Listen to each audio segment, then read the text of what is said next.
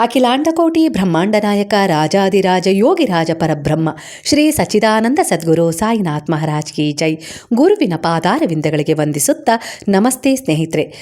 ಬಯಕೆಗಳ ಮೂಟೆಯನ್ನ ಬಿಚ್ಚದೇ ಇಂಗಿಸು, ಕಲಕಿ ಕುಲುಕುವ ಮನದ ಚಂಚಲತೆ ಭಂಗಿಸು, ಸುತ್ತಮುತ್ತಲೂ ಜ್ಞಾನ ಜ್ಯೋತಿಯನ್ನು ಬಿಂಬಿಸು, ಗುರು ಧ್ಯಾನಕ್ಕೆ ಸತತ ಮನವ ಹುರಿದುಂಬಿಸು ಎನ್ನುವ ಪ್ರಾರ್ಥನೆ ಗುರುವಿನಲ್ಲಿ ಸತತವಾಗಿರಬೇಕು. ಆಗ ಮಾತ್ರ ನಮ್ಮ ಉದ್ಧಾರವಾಗತ್ತೆ, ನಮ್ಮ ಇಚ್ಛೆಗಳು ಪೂರ್ತಿ ಆಗ್ತವೆ. ಸ್ನೇಹಿತರೆ, ನಾವು ಗುರುವಿಗೆ ಸಮರ್ಪಣೆಯಾಗದ ಹೊರತು ನಾವು ಜೀವನದಲ್ಲಿ ಏನನ್ನ ಪಡೆದುಕೊಳ್ಳಿಕ್ಕೂ ಸಾಧ್ಯವಾಗೋದಿಲ್ಲ.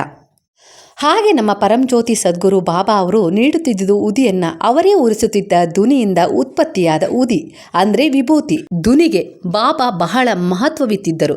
ಸ್ವತಃ ಬಾಬಾರವರೇ ದುನಿಯನ್ನ ಸ್ಥಾಪಿಸಿದ್ದರು. ದುನ್ ಮರಾಠಿ ಭಾಷೆಯ ಶಬ್ದ.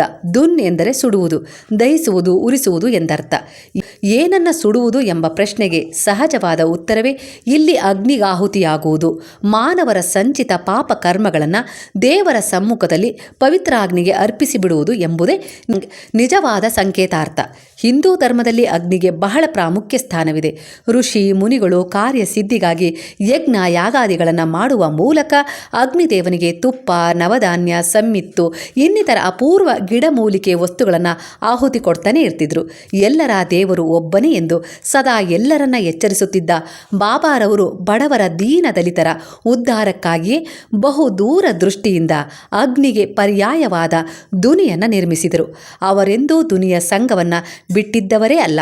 ಹಾಲು ನೀರಿನಂತೆ ಬೆರೆತು ಹೋಗಿತ್ತು ಅದು. ರೋಗಿಗಳಿಗೆ ಅದರ ರೋಗದ ಉಪಶಮನಕ್ಕಾಗಿ ಬಾಬಾರವರು ಪರಿಹಾರ್ಥವಾಗಿ ನೀಡಿದ್ದು ಈ ಉದಿಯನ್ನ. ಈ ಉದಿಯಿಂದ ರೋಗಗಳು ಇನ್ನಿಲ್ಲವಾಗುತ್ತಿದ್ದವು. ಅವರ ಭಕ್ತನೊಬ್ಬ ದುನಿಯ ಮಹತ್ವದ ಬಗ್ಗೆ ಕೇಳಿದಾಗ ಬಾಬಾರವರೇ ಸ್ವತಃ ನನ್ನ ಬಳಿ ಬರುವ ಭಕ್ತರ ಸಂಚಿತ ಪಾಪಗಳನ್ನು ಸುಡಲು ಎಂದು ಹೇಳುತ್ತಿದ್ದರು. ಅಲ್ಲದೆ ಭಕ್ತರ ಆರೋಗ್ಯಾಭಿವೃದ್ಧಿ, ಪುಣ್ಯ ಪ್ರಾಪ್ತಿಗೆ, ಧನ ಧಾನ್ಯ ಸಮೃದ್ಧಿಗೆ ಈ ದುನಿಯ ಭಸ್ಮವೇ ಮಹತ್ ಕಾರ್ಯವೆಸಗುವ ಸಂಜೀವಿನಿಯಾಗುತ್ತದೆ ಎಂದಿದ್ದರು. ಅವರ ಕೈ ಸೋಕಿದ ಈ ಬೂದಿಯ ಕಣಗಳಿಗೆ ಅದ್ಭುತವಾದ ಶಕ್ತಿ ಇರುತ್ತಿತ್ತು. ಪವಿತ್ರ ಭಸ್ಮವಾಗಿ ಎಲ್ಲ ಸಂಕಟಗಳನ್ನು ಕತ್ತರಿಸಿ ಹಾಕಬಲ್ಲ ಸುದರ್ಶನ ಚಕ್ರದಂತೆ ಈ ಉದಿ ಕೆಲಸ ಮಾಡ್ತಾ ಇತ್ತು. ಈ ಭಸ್ಮದ ಕುರಿತು ಗ್ರಂಥಗಳೇ ಅದರ ಮಹಾತ್ಮೆಯನ್ನು ವಿವರಿಸುತ್ತವೆ. ಶಿವನೂ ಭಸ್ಮಪ್ರಿಯ. ಭಸ್ಮದಿಂದ ದೇಹ ಪಾವಿತ್ರತೆ ಪಡೆಯುತ್ತದೆ. ಭಸ್ಮಕ್ಕೆ ರೋಗ ನಿವಾರಕ ಶಕ್ತಿ ಇದೆ. ಭಸ್ಮ ಧಾರಣೆ ದೇಹದ ಶುದ್ಧಿ ಮಾಡುವುದಲ್ಲದೆ ಪಾಪ ಕಾರ್ಯಗಳ ಪ್ರಾರಬ್ಧ ನಿವಾರಿಸಿ ಪುಣ್ಯ ಕಾರ್ಯಗಳತ್ತ ಮನಸ್ಸನ್ನು ಹೊರಳಿಸಬಲ್ಲದು. ವಿಭೂತಿ ಧಾರಣೆಯಿಂದ ಸಕಲ ಕಾರ್ಯ ಸಿದ್ಧಿಯಾಗುತ್ತದೆ ಎಂದು ಅದರಿಂದ ಪರಿಹಾರ ಪಡೆದ ಮಹನೀಯರನೇಕರು ಘಂಟಾಘೋಷವಾಗಿ ಹೇಳಿದ್ದಾರೆ. ಪರಮೇಶ್ವರನಿಗೆ ಪ್ರಿಯ ಭಸ್ಮಾರ್ಚನೆ, ಭಸ್ಮಾಭಿಷೇಕ. ಭಸ್ಮಧಾರಣೆಗೆ ವರ್ಣಾಶ್ರಮಗಳ ನಿರ್ಬಂಧವೂ ಇಲ್ಲ. ಮಹಾಪಾಪಗಳಾದ ಸ್ತ್ರೀ ಹತ್ಯೆ, ಗೋಹತ್ಯೆ, ಆತ್ಮಹತ್ಯೆ ಮುಂತಾದವೂ ಕೂಡ ತ್ರಿಪುಂಡದ್ರ ಧಾರಣೆಯಿಂದ ನಿಶ್ಶೇಷವಾಗುತ್ತದೆ ಎಂದು ಶಿವಪುರಾಣದಲ್ಲಿ ಉಲ್ಲೇಖಿಸಲಾಗಿದೆ. ಸ್ನೇಹಿತರೆ, ವಿಭೂತಿ ಮುಕ್ತಿದಾಯಕ. ಎಲ್ಲರಿಂದಲೂ ಬಾಬಾರವರು ದಕ್ಷಿಣೆಯನ್ನು ಸ್ವೀಕರಿಸುತ್ತಿದ್ದರು. ಅವರಿಗಾಗಿಯೇ ಅದನ್ನು ಎಂದಿಗೂ ವಿನಿಯೋಗಿಸಿದವರಲ್ಲ. ಎಲ್ಲವನ್ನ ದಾನ ನೀಡಿಬಿಡ್ತಾ ಇದ್ರು. ಒಂದೊಮ್ಮೆ ದನವೇನಾದರೂ ಉಳಿದರೆ ಅದರಿಂದ ದುನಿಗಾಗಿ ಕಟ್ಟಿಗೆಯನ್ನು ಬೆಲೆ ಕೊಟ್ಟೇ ಕೊಳ್ಳುತ್ತಿದ್ದರು. ಅದರಿಂದ ನಂದದಂತೆ ಸದಾ ದುನಿಯನ್ನು ಪ್ರಜ್ವಲಿಸುತ್ತಿದ್ದರು ಬಾಬಾ. ಅವರ ಅಮೃತ ಹಸ್ತ ಸ್ಪರ್ಶವಾದ ಸಾಮಾನ್ಯ ಒಣಕಟ್ಟಿಗೆಗೂ ಶ್ರೀಗಂಧದ ಕೊರಡಿಗಿಂತ ಮಿಗಿಲಾದ ಮೌಲ್ಯ ಬಂದು ಬಿಡುತ್ತಿತ್ತು.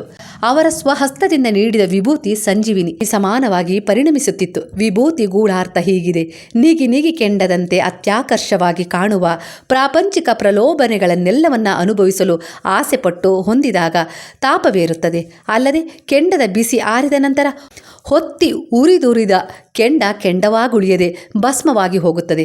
ಅಂತೆಯೇ ಪ್ರಾಪಂಚಿಕ ಸುಖಗಳು ಕೆಲವೇ ಕಾಲದ ಆಟ ಮಾತ್ರ. ನಂತರ ದೇಹ ನೆಲಕ್ಕುರುಳಿ ಕಾಣದ ಲೋಕಕ್ಕೆ ಓಟ. ದೇಹದ ಅವಸ್ಥೆ ಒಂದೋ ಮಣ್ಣು, ಒಂದೋ ಬೂದಿ. ಈ ನಮ್ಮ ದೇಹವು ಇಂಧನದಂತೆ ಉರಿದು ಖಾಲಿಯಾಗಿ ಬಿಡುತ್ತದೆ. ಸಾಂಸಾರಿಕ ಭೋಗಗಳೆಲ್ಲ ಮುಗಿಸಿ ವಾರ್ಧಕ್ಯ ಆವರಿಸಿ ವಿನಾಶ ಹೊಂದಿದಾಗ ಪಡೆಯುವ ರೂಪ ಅದುವೇ ಬೂದಿ ಎಂಬುದೇ ಇದರ ಗೂಹ್ಯ ಅರ್ಥ. ಸ್ನೇಹಿತರೆ, ಮತ್ತೊಂದು ನೀತಿಯನ್ನು ಭಸ್ಮದ ಮುಖಾಂತರವೇ ತಿಳಿಸಿಕೊಟ್ಟಿದ್ದರು ಬಾಬಾ. ಈ ಸಂಸಾರದಲ್ಲಿ ಬ್ರಹ್ಮನೊಬ್ಬ ಬಿಟ್ಟರೆ ಬೇರೆಲ್ಲ ಶಾಶ್ವತ ಹಾಗೂ ಸುಳ್ಳು. ಜಗತ್ತೇ ಮಿಥ್ಯ. ಈ ಜನ್ಮದಲ್ಲಿರುವ ತಂದೆ ತಾಯಿ, ಹೆಂಡತಿ, ಗಂಡ, ಮಕ್ಕಳು ಯಾರಿಗೆ ಯಾರೂ ಇಲ್ಲ. ತಾತ್ಕಾಲಿಕ ಸಂಬಂಧಗಳಿವು. ನಾಟಕದ ಮಹಾರಾಜ ರಾಣಿಯರಂತೆ ಒಬ್ಬರೇ ಈ ಜಗತ್ತಿಗೆ ಕಾಲಿಡುತ್ತೇವೆ. ಒಬ್ಬರೇ ಹೇಗೆ ಬಂದೆವೋ ಹಾಗೆ ಒಬ್ಬರೇ ಹೋಗಲೇಬೇಕು.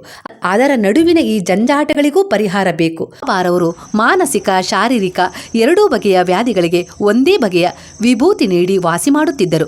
ದಕ್ಷಿಣೆ ಮತ್ತು ವಿಭೂತಿಯ ಮುಖಾಂತರ ಜನರಿಗೆ ಸತ್ಯತೆ, ವಿವೇಕ, ತ್ಯಾಗದ ಮಹತ್ವ ಸಾರಿ ಹೇಳಿದರು. ಭಸ್ಮ ವೈರಾಗ್ಯ ಬೋಧಿಸಿದರೆ ದಕ್ಷಿಣೆ ದಾನ ಅಥವಾ ತ್ಯಾಗದ ಭಾವನೆಗೆ ಉತ್ತೇಜಿಸುತ್ತಿತ್ತು. ವೈರಾಗ್ಯ ತ್ಯಾಗದ ಪರಿಭಾಷೆ ಅರಿಯುವವನಿಗೆ ಈ ಮಾಯೆ ಜಗತ್ತಿನ ಕಗ್ಗಂಟುಗಳಿಂದ ಬಿಡುಗಡೆ ಇಲ್ಲ. ಭಕ್ತರ ಕಷ್ಟಗಳನ್ನ ಬಾಬಾರವರೇ ಎಷ್ಟೋ ಸಲ ಆವಾಹಿಸಿಕೊಂಡು ಅನುಭವಿಸುತ್ತಿದ್ದಾರೆ. ತನ್ನನ್ನ ಕಂಡು ದ್ವಾರಕಾಮಾಯಿಯಿಂದ ಹೊರಡುವ ಭಕ್ತರಿಗೆ ಸ್ವತಃ ತಾವೇ ವಿಭೂತಿಯಂತಹ ಪರಮ ಪವಿತ್ರ ಪ್ರಸಾದವನ್ನು ನೀಡಿ ಅವರ ಮಸ್ತಕಕ್ಕೂ ಲೇಪಿಸುತ್ತಿದ್ದರು. ಪರಮಾತ್ಮನ ಕರ ಕಮಲಗಳ ಸ್ಪರ್ಶ ಪಡೆದ ಆ ಆತ್ಮಗಳಾದರೂ ಎಂತಹ ಸುಕೃತ. ಸ್ನೇಹಿತರೆ, ಬಾಬಾರವರ ಈ ವಿಭೂತಿಯ ಭೌತಿಕ ಪ್ರಭಾವವು ಅಂತಿಂತಹುದಲ್ಲ. ಸ್ವಾಸ್ಥ್ಯ, ಸಮೃದ್ಧಿ, ರೋಗ, ಚಿಂತೆಗಳಿಂದ ಬಿಡುಗಡೆ, ಸಾಂಸಾರಿಕ ತಾಪತ್ರಯಗಳಿಂದ ಮುಕ್ತಿ ನೀಡಿ ನಂತರ ಅವರನ್ನ ಆಧ್ಯಾತ್ಮಿಕದತ್ತ ಸೆಳೆತ ಉಂಟು ಮಾಡುತ್ತಿತ್ತು.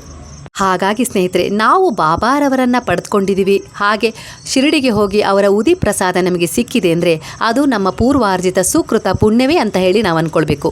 ಅದನ್ನು ನಾವು ಹಾಕಿಕೊಳ್ಳುವ ವಜ್ರ ವೈಡೂರ್ಯಕ್ಕಿಂತ ಹೆಚ್ಚಿನ ಮಹತ್ವ ಕೊಟ್ಟು ಕಾಪಾಡಿಕೊಳ್ಬೇಕು. ಯಾಕಂದರೆ ನಾವು ಹಾಕಿಕೊಳ್ಳುವ ವಜ್ರ ವೈಡೂರ್ಯ ಬಂಗಾರ ನಮ್ಮ ಜೀವವನ್ನು ಉಳಿಸಲಾರದು, ನಮಗೆ ಬರುವ ದುಃಖ ಸಮಸ್ಯೆಗಳನ್ನು ತಡೆಯಲಾರದು.